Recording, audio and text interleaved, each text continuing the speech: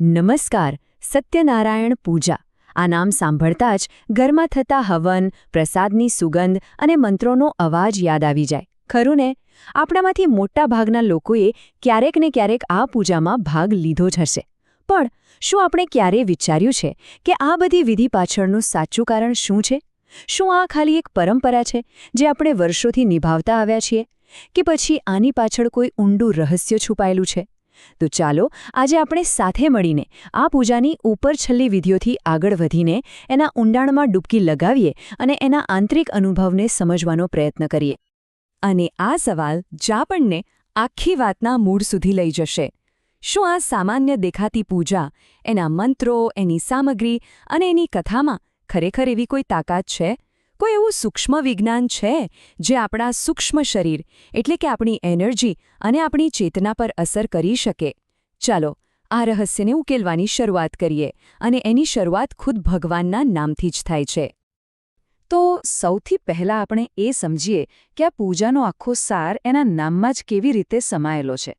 સત્યનારાયણ એટલે કે સત્યનું જ સ્વરૂપ. જુઓ, સત્યનારાયણ શબ્દ બે શબ્દોથી બન્યો છે.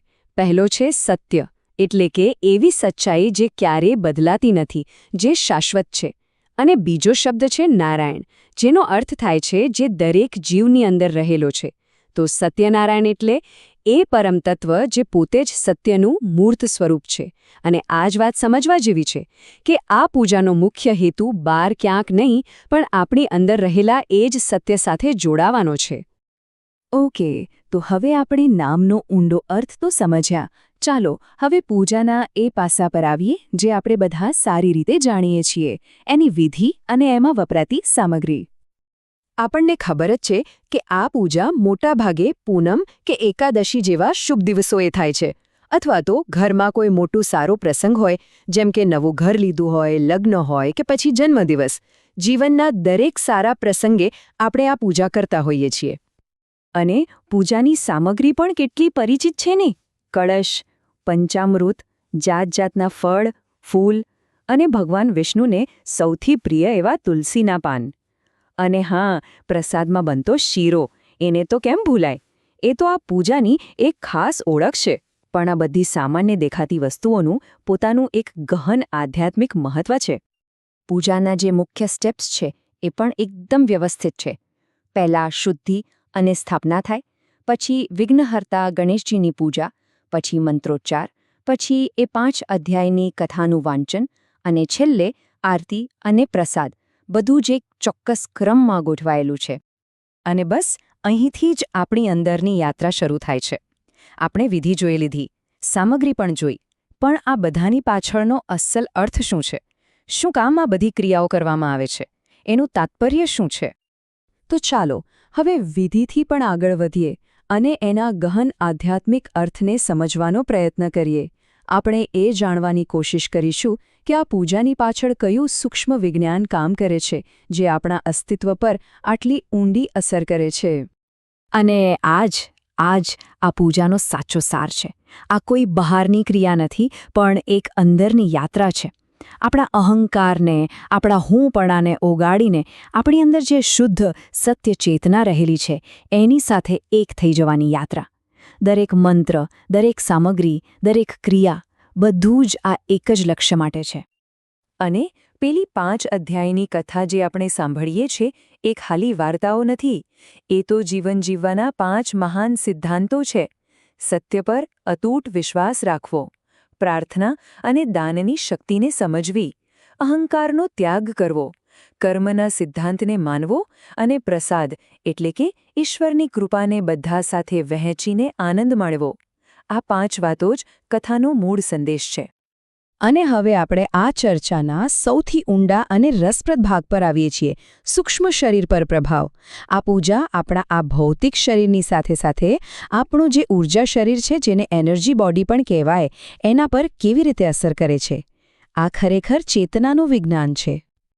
હવે આ જુઓ, આ બહુ જ રસપ્રદ વાત છે.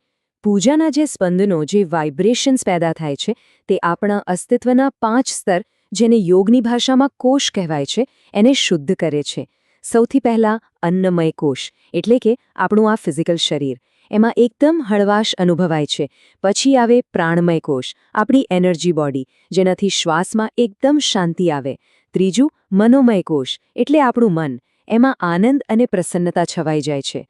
ચોથું છે વિજ્ઞાનમય કોષ, જ્યાંથી આપણને સાચું ખોટું પારખવાની બુદ્ધિ મળે છે. ત્યાંથી જાણે અંદરથી જ માર્ગદર્શન મળવા લાગે.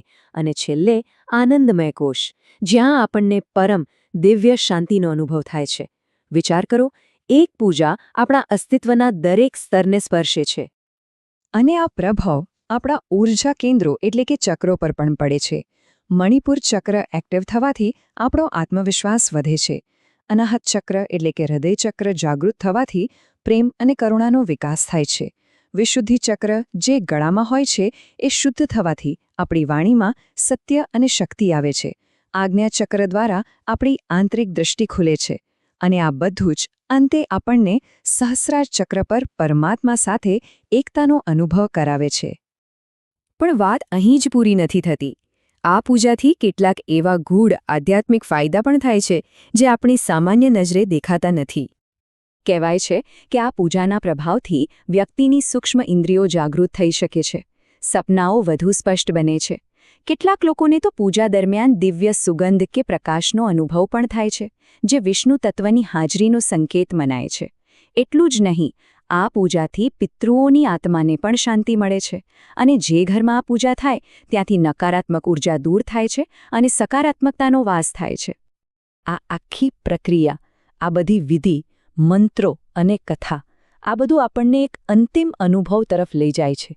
અને એ અનુભવ છે આપણી અંદર રહેલા સત્યના પ્રકાશને જોવાનો. જ્યારે પૂજા પૂરી થાય અને એ પછી થોડીવાર માટે એકદમ શાંતિથી ધ્યાન કરવામાં આવે, ત્યારે પૂજા દ્વારા જે સત્ય તત્વ જાગૃત થયું છે એ આપણા હૃદયમાં સ્થિર થાય છે.